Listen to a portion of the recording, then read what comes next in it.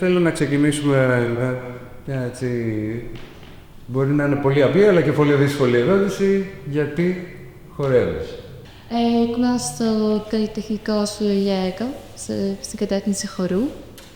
Θέλω να ασχοληθώ επαγγελματικά με το χορό. Αυτά. Με ενδιαφέρει πολύ. Τυπικά χορεύω. Μέσα από το χορό λέω αυτά που δεν μπορώ να πω με λέξεις. Είναι ο καλύτερος βασικά τρόπος έκφρασης για εμένα και μπορώ να εκφραστώ πλήρως ό,τι θέλω να βγάλω και να αισθανθώ. Νιώθω πολύ safe και πολύ άνετα να το κάνω μέσα από το χορό και μέσα από την κήρυξη. Με λένε Παύλο. Είμαι μαθητής στο Καλλιτεχνικό Λύκειο Αθηνών και θέλω πάρα πολύ να ασχοληθώ με το χορό επαγγελματικά. Μ' αρέσει, χορεύω επειδή μ' αρέσει να αφηγούμε στους άλλους ιστορίες κινησιολογικά. Αυτό και είναι κάτι που νιώθω πολύ άνετα και όμορφα όταν το κάνω, οπότε αυτό μου αρέσει πάρα πολύ. Και βρίσκω τρομερά διασκεδαστική τη διαδικασία του χορεύειν, είτε μες στο στούντιο, είτε στη σκηνή. Και θεωρώ ότι είμαστε πάρα πολύ τυχερές που μπορούμε και χορεύουμε κάθε μέρα. Και μου αρέσει να δίνω αυτή την ευκαιρία και σε άλλους ανθρώπους να μπορούν αυτή τη διασκέδαση και την ευχαρίστηση μέσα από την κρίση. Χορεύω γιατί είναι ένας τρόπος έκφρασης συναισθημάτων για μένα. Συναισθήματα που δεν μου βγαίνουν, δεν τα αφήνω να βγουν τόσο εύκολα, αλλά όταν χορεύω καταφέρνω αυτά τα συναισθήματα να πούνε αυτό που θέλουν μέσω του σώματος τους. Είμαι χορογράφος στο πρώην του χορεύτριο και χορεύω για να πω κάποια ειλικρινίτσα. Είμαι ηθοποιός. Τα τελευταία 4 χρόνια ασχολούμαι το Σωματικό Θέατρο. Γιατί χορεύω. Χορεύω για να ζήσω έτσι κάπως ελεύθερη μέσα από τον κόσμο που ζούμε. Και μου αρέσει ότι η μορφή ελευθερίας να παίρνει και μια σουρεαλιστική διάσταση, ας πούμε, στο χορό. Πράγματα που δεν μπορούμε να πούμε όντως με λόγια. Το ταμάν που είναι μια κίνηση. Εγώ είμαι η Ιδία. Είμαι performer παραστατικών τεχνών και ψυχολόγος. Μου αρέσει πάρα πολύ χορεύω και το κάνω κυρίως γιατί εκείνη τη στιγμή είναι σαν να μπαίνω σε μια μαγική φούσκα, να βγαίνω από όλη αυτή τη δυσκολία της καθημερινότητας και όλα αυτά που μπορεί όλοι μας να πρέπει να αντιμετωπίσουμε σε μια καθημερινότητα και νιώθω ότι αιωρούμε, ότι είμαι σε ένα άλλο σύμπαν, παράει. Οπότε από αυτά παίρνω δύναμη και μπορώ να συνεχίσω. Είμαι απόφοιτη του ΟΔΕ Αθηνών και χορεύω γιατί νιώθω ότι μέσα από το χορό μαθαίνω καλύτερα τον εαυτό μου και τους γύρω μου. Μπορώ να είμαι πιο ειλικρινής με τον εαυτό μου μέσα από το χορό και είναι κάτι που με κάνει να αισθάνομαι πιο γεμάτη. Γιατί χορεύω, δεν ξέρω. Αλλά είναι απλά μια ανάγκη στο να υπάρχω στο σώμα μου και σε κάθε περίοδο με βρίσκω με διαφορετικά κίνητρα. Και σε αυτή την περίοδο δεν μπορώ να απαντήσω γιατί χορεύω. Είναι απλά μια ανάγκη για μια σωματική έκρηξη προς τα έξω, γιατί υπάρχει χάος τελικά. Αυτό. Γιατί χορεύω και εγώ δεν μπορώ να το πω, θα το έλεγα και εγώ σαν ανάγκη έτσι από πολύ παιδική ηλικία. Μπορώ να πω στο τώρα ότι ξαναβρίσκω λίγο τη σχέση μου με το χορό. Ψάχνω λίγο το πώς τα δικά μας τα ψυχικά, ας πούμε, όρια και εμπόδια μας εμποδίζουν την κίνηση. Αυτό θα με ενδιέφερε να βρω πιο πολύ.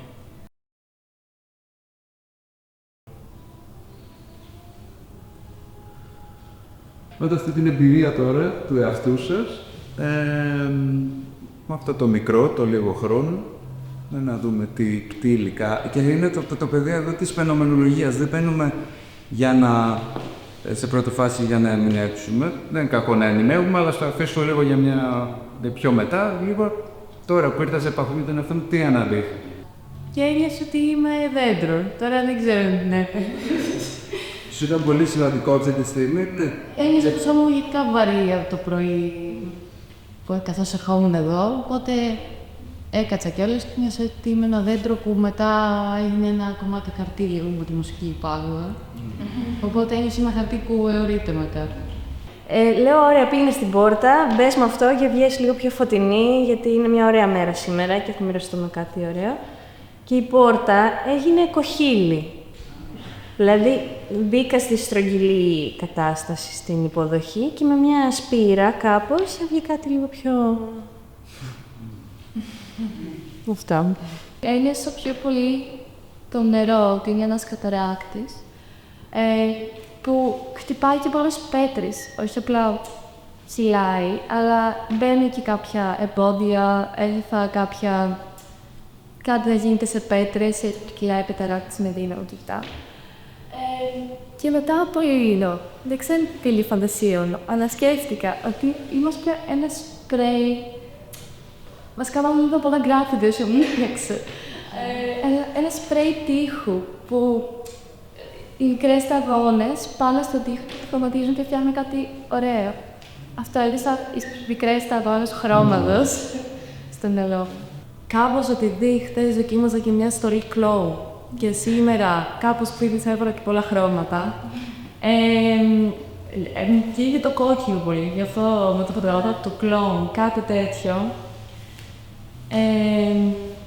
Οπότε εμένα μένω στο αυτό, ότι κάπως νιώθω κάτι vibrant, κόκκινο, καρτουνίστικο.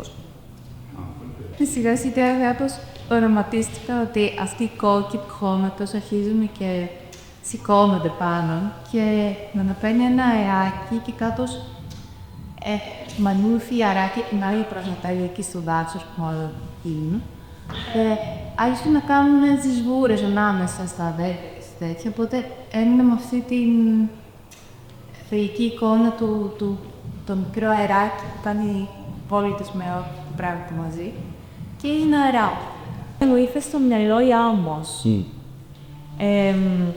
Γιατί είναι ένα στοιχείο της γης, ας πούμε, μια σταθερότητα, μια ηρεμία στο μυαλό μου, αλλά και μια ρευστότητα που μπορεί να προσαρμόζεται. Και κάπως έτσι μάλλον νιώθω. Δηλαδή την ηρεμία και τη σταθερότητα της γης, αλλά και κάτι πιο οριστό. Περιμένω πολλά πράγματα. Μου ήρθε στο μυαλό μια κλεψίδια πολλά. Περιμένω τελειώς. Και... ναι, είχε μέσα όνειρα, δηλαδή. Θα ξεκινήσουν από τη Χάσια Ιάμ, πολύ περισσότερο πάνω σε αυτό. Έχει λίγο την έννοια του αυτοπροσδιορισμού, πώς αυτοπροσδιορίζομαι, πώς θέλω. Ξεκινώντας λίγο και από την ιδεολογία, το βαθύ προσωπικό είναι και πολιτικό. Πολύ δύσκολο αυτό. Ναι.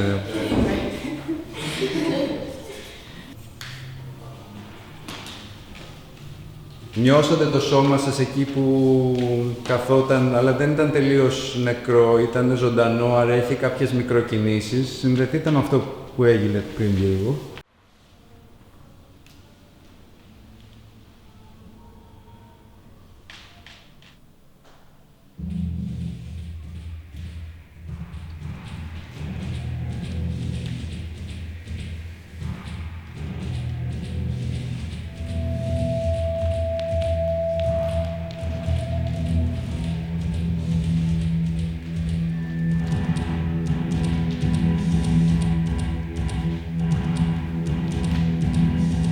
Κινήσεις του μέσα σας που δεν επιδέχονται καμία κριτική, είναι το δικό σας κομμάτι, το κομμάτι του μέσα.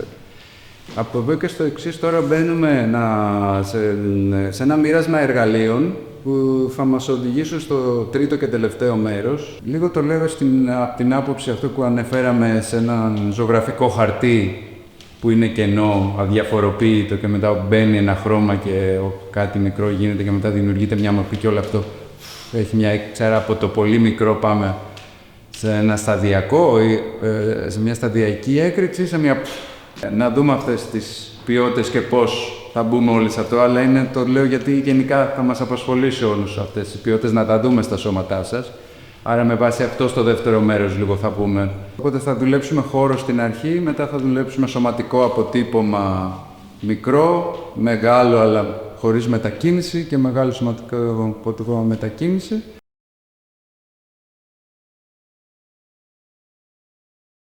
Δείτε το χώρο σας. Έτσι. Και δουλεύουμε αυτή τη στιγμή με έναν μικρό χώρο σαν να είναι ένα μικρό δωμάτιο 1x1 που ουσιαστικά με περιορίζει. Οπότε θα βάλω μουσική.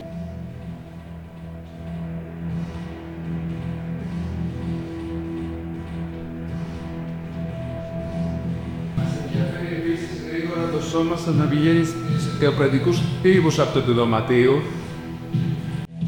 Οπότε να μας δώσετε την αίσθηση του εγκλισμού.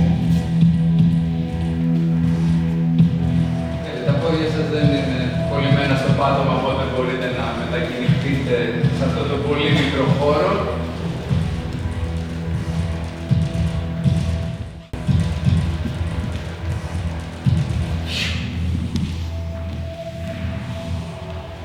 Και όταν αποφασίσετε να κάνετε την παύση σας, να δείτε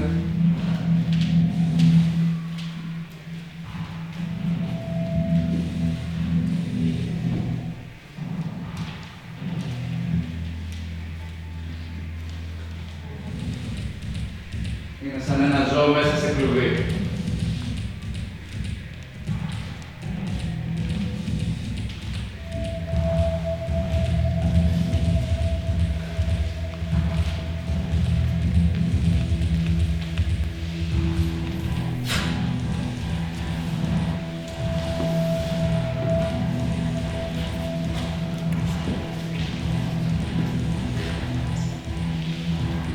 Τώρα εξερευνήστε τις γωνίες. Με ποιους τρόπους τα εξερευνάτε. Ποια σημεία του σώματός σας κάνουν αρμονίες αρχιτεκτονικές.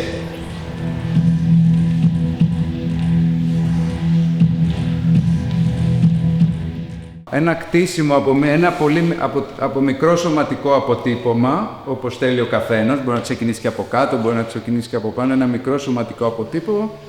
Και μετά πάλι στον ίδιο χώρο θα πω εγώ κάποια στιγμή μεγάλο σωματικό αποτύπωμα και εκεί μπαίνετε με τη συνθήκη.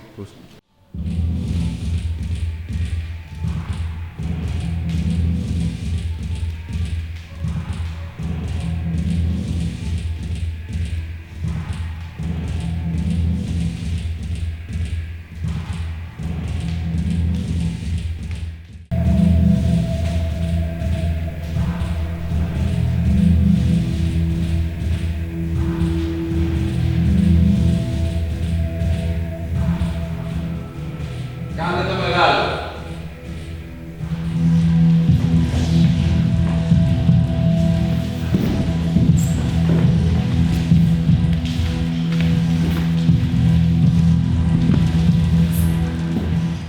Είμαι λοιπόν σε ένα μικρό εσωτερικό τοπίο.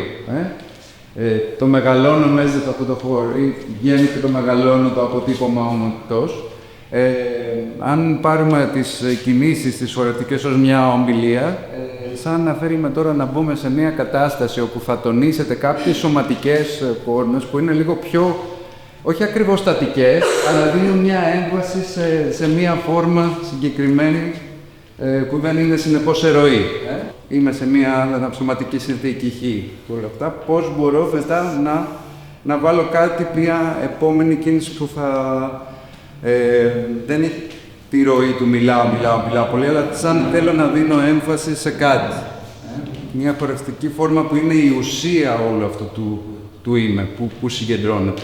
Μπορεί με αυτό να δείχνει το άγχος μου και είναι πολύ ξεκάθαρα που δείχνει το άγχος μου και το θέλουμε, πώς μετά αυτό μεταπράζεται σε ένα τι με έχει κάνει το άγχος μου. πώς αυτό με κάνει και να το επαναφέρουμε σαν φόρμα μέσα.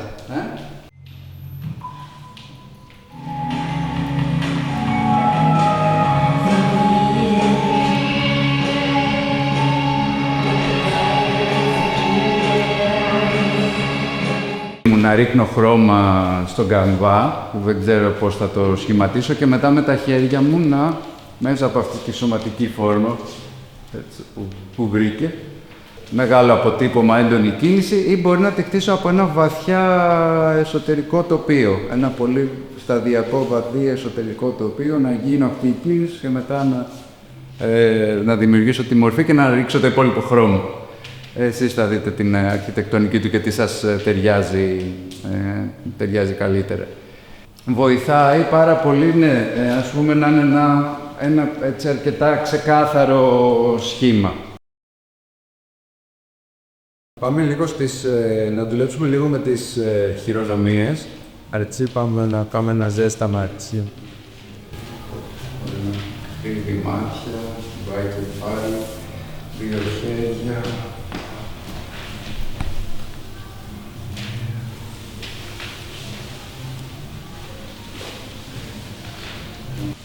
Σαν να δείχνει κάποιον, αναζητάει κάτι. Πώς να θέλει να ταξιδέψει. Να πάει σε έναν νόμο. Ή ένα χέρι που θέλει έτσι ένα πορτοκάλι να το πιάσει και να το στύψει. Να εκταθεί.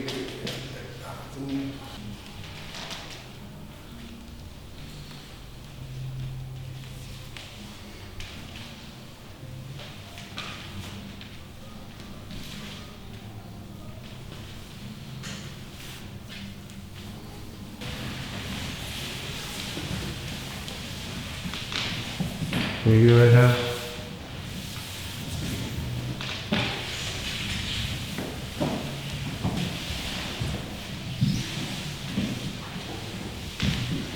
Ωραία. Και ένα μικρό στόχο. Άρα, λίγο συνοψίζω ότι είναι πολύ σημαντικό σε αυτή τη φάση της έρευνας λίγο αυτά. Να συνδεθείτε με το πρώτο γκάρ του μαχαίων τους και την αίσθηση αυτή. Δηλαδή, μην βιαστείτε με την φόρα. Δεν υπάρχουν πρέπει. Λέω ότι βοηθάει πολύ λίγο να έρθετε σε μια πρώτη επαφή σε αυτή την ανάσα, πώς ήταν το I am μέσα μου, να το πω, να το ακούσω και όλα αυτά που τέλει. Πάω να δουλέψω.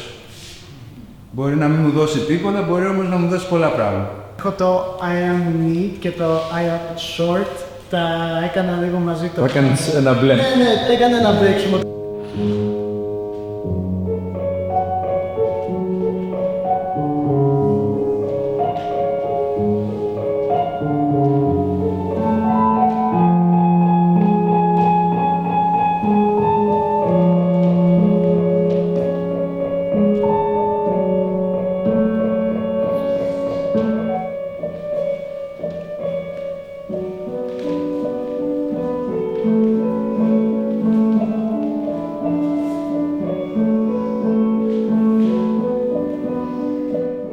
Πώς αυτό διαχέεται μια ενέργεια στη σκηνή. Χρειάζεται να επενδύσω πάρα πολύ σε ένα εσωτερικό τοπίο.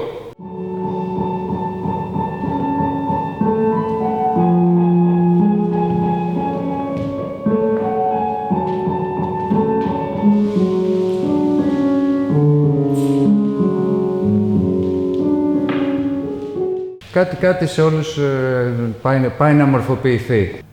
Χρειάζεται μια σωματικότητα λοιπόν προς τα έξω, ένα βλέμμα προς τα εμάς.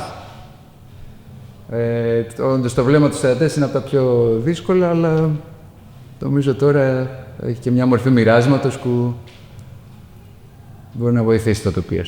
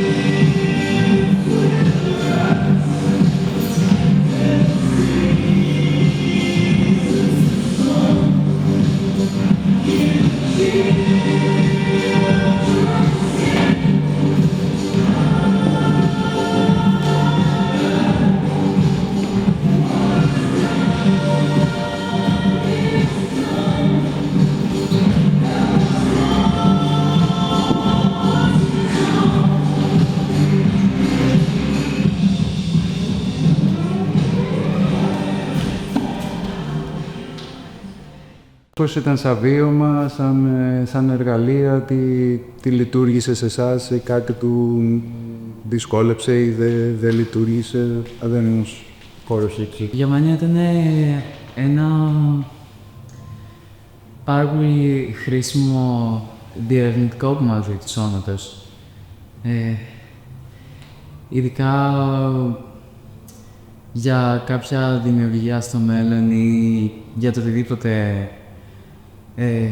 θα έρθει. Πιστεύω ότι μία τέτοια έρευνα, όχι μόνο σωματική, αλλά και εσωτερική για το τι θέλω να πω ή πώς νιώθω αυτή τη στιγμή ή πώς ένιωθα. Αυτό το σεμινάριο βοηθάει πάρα πολύ στο να απαντήσουμε κάποια ερωτήματα που δεν τους έχουμε πολύ σημασία. Έντονη η εξέλιξη στις 30 τετράδες που είχαμε, από το πρώτο στο δεύτερο, τώρα στο τέλος, στα 2 τελευταία part. Ότι όντως όταν είπες κάτι το οποίο εξ αρχής ήταν ανοιχτό, αλλά το πόση σημασία έχει όταν το τόνισες, σαν ο χορογράφος που δίνει την οδηγία, που πραγματικά, ενώ και πριν θα μπορούσαμε να το είχαμε ανοίξει, χρειάστηκε αυτός ο χρόνος και άνοιξε πραγματικά. Και αυτό τέτοιο δηλαδή για μένα πάρα πολύ και λειτουργήσε. Και επίσης ότι υπήρξαν πράγματα τα οποία συνέχισα στο πρώτο τμήμα, πάλι αυτό του φάρθ θα μιλήσω, τα οποία λειτουργήσαν σε κάποιες ομάδες και είτε συνειδητά είτε ασυνείδητα δεσμογράφηκαν στο κάθε άτομο. Και μετά, όταν κάπως, επειδή ήταν safe space, επαναχρησιμοποιήθηκα με διαφορετικούς όρους, κάπως υπήρξε όντως το safe space για να υπάρξει να δανειστώ κάτω που είδα και να δω πώς σε μένα λειτουργεί. Τα πρώτα ερωτήματα φέρανε πολύ σαφείς σκέψεις με έναν πολύ οργανικό τρόπο που μας συνόδεψαν, εμένα τουλάχιστον, σε όλη τη διαδικασία.